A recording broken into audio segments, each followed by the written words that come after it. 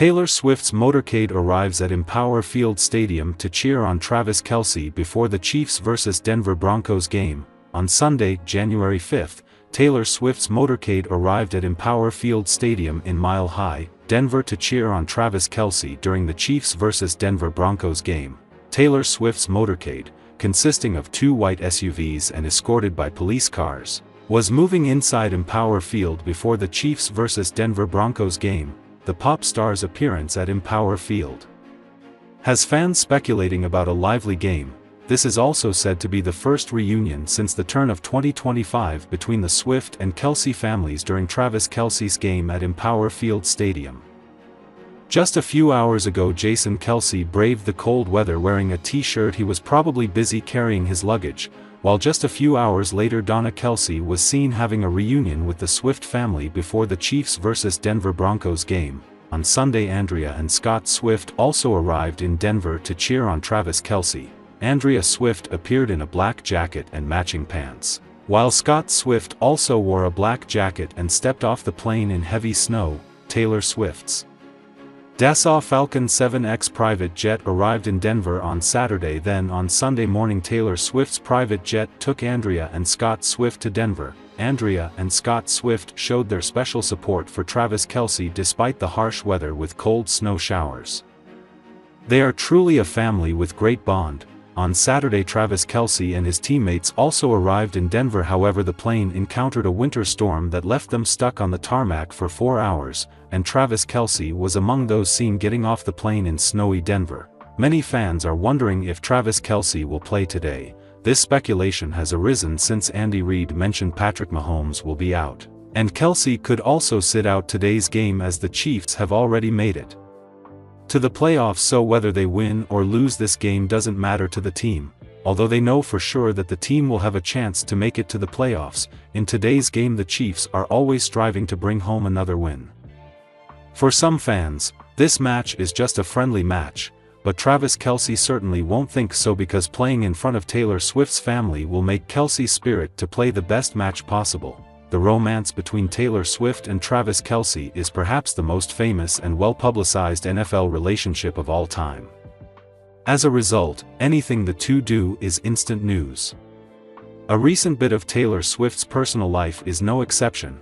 The pop mega star recently moved to Nashville full-time to be closer to the Chiefs star tight end. While Swift also has homes in New York and Los Angeles, her new priority, it seems, is being just a 90-minute flight away from Kelce. Swift recently wrapped her famed Eras tour, which grossed well over $1 billion. As was the case after she wrapped her Reputation Stadium tour, Swift is expected to lay low for a little while. The pair have been dating since last September 2023, and Swift has made appearances at nearly 20 Chiefs games in that time. Swift has frequently stayed at Travis Kelce's $6 million mansion in the KC area during the romance, but now has a place full-time closer to her beau. The Chiefs clinched the top seed in the AFC with their Christmas Day win over the Pittsburgh Steelers. The win guaranteed that, after Sunday's game in Denver, the Chiefs won't need to leave Kansas City until a potential Super Bowl matchup. As a result of the Chiefs being in Pittsburgh on Christmas, and security issues, Kelce and Swift were unable to spend the holiday together. Swift was in tune with Kelce's status, however, as she liked multiple Instagram posts congratulating Kelce on setting the Chiefs' touchdown record. The pair were also spotted together celebrating New Year's Eve in Kansas City. It is unknown if Swift will be in attendance for any of the Chiefs' playoff games or the Super Bowl, although her track record of attending home contests suggests she will find her way here. For now, the Chiefs take on the Broncos on the road on Sunday, with a chance to bring their record up to 15-1. The Kansas City Chiefs were scheduled to leave Kansas City International Airport earlier this afternoon, but were stranded on the tarmac for 4 hours amid an ice storm that made traveling conditions nearly impossible. Highways in the area were shut down due to heavy icing, and the airport was deemed unsafe for travel ahead of an upcoming blizzard. According to a report from ESPN, airport officials announced that all flight operations were suspended due to rapid ice accumulation, just moments before the team was scheduled to take off. Despite the delay, the Chiefs were eventually able to leave Kansas City and depart for Denver ahead of the divisional contest. As the Chiefs departed their plane, the social media team gathered videos of players making their way down the stairs. The arrival of star tight end Travis Kelce captured the audience's attention, as it usually does thanks to his stylish appearance. Kelce walked off the plane dressed somewhat for the cold weather with a thick zip-up sweater, and Bean fans flocked to social media to react to the latest video of Kelce and the Chiefs players following their long journey. "You can tell they were all done being on that plane," one person said. "He looks so good," offered another. "Thanks God," another said with a heart emoji after the team finally touched down in Denver. Kelce isn't likely to play on Sunday afternoon after being listed as doubtful along with a handful of other key starters like quarterback Patrick Mahomes and defensive tackle Chris Jones. With the number 1 seed in the AFC playoff race already wrapped up, there isn't much sense in playing the starters. In one sense, the playoffs have already begun for the Denver Broncos. Win and they're in. Lose and it is sudden death. That's the essence of playoff football.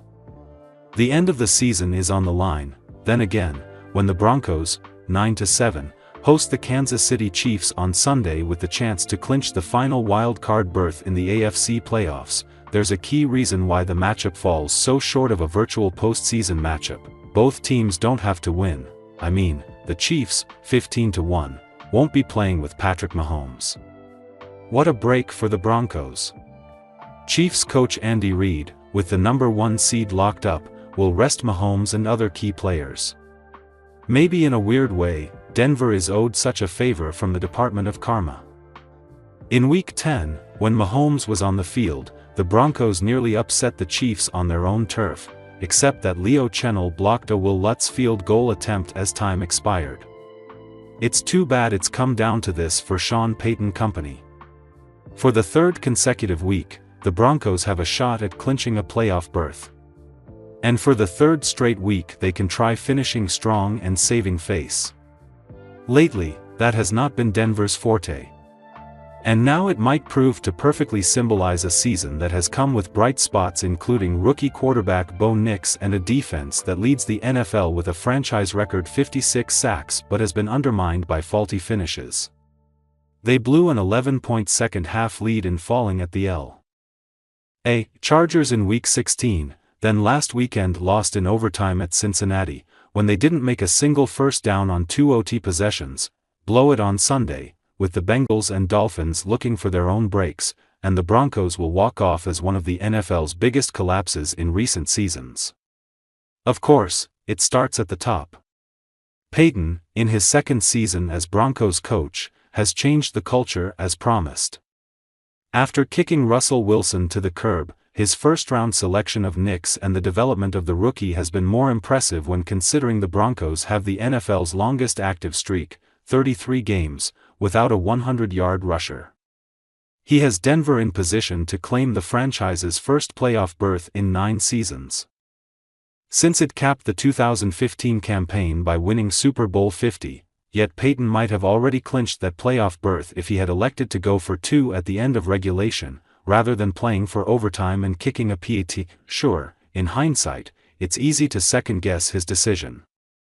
He has, too, based on the outcome. You always second-guess, Payton said during a press conference this week.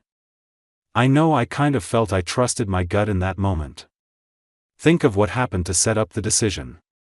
Nix escaped a sack and heaved a prayer on 4th down that Mims snagged between 2 Bengals defenders. The too close to call instant replay decision came back in Denver's favor, if there was any time for Payton to press his luck or assert his genius. That was it. But his gut wouldn't let him do it? Go figure. The conservative PAT